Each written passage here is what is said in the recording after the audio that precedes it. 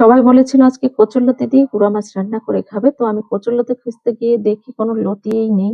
৩-৪ টা লতি পেয়েছি। তো আমি সেগুলোই উঠিয়ে নিচ্ছি। আর পরে ভাবলাম যে এতগুলো মানুষ যেহেতু এই কটা লতিতে কিছুই হবে না। তো সাথে কিছু পুঁইশাক আর পুঁইশাকের ডাঁটা নিয়েছি।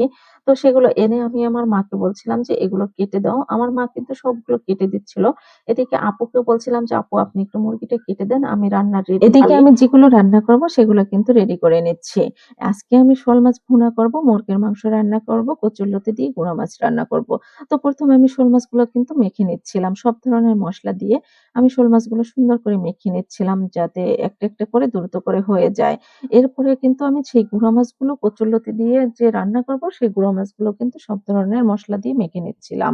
পরে একটু সরিষার তেল দিয়েছি কারণ সরিষার তেল দিলে এই রান্নাটা অনেকটা টেস্ট হয়। তো মাছগুলো মেখে কিন্তু আমি সেই কচুরলতি আর পুঁইশাকগুলো দিয়ে আবারও সুন্দর করে মেখে নিচ্ছিলাম। এদিকে কিন্তু আমার শোল মাছটাও রান্না করা কমপ্লিট। তো সবাই বলতেছিল যে সেমাই খাবে। তো সেমাই খাওয়ার জন্য আমি দুধটাও এক চুলায় বসিয়ে দিয়েছি আর এক চুলায় মুরগির মাংসটা বসিয়ে দিয়েছি।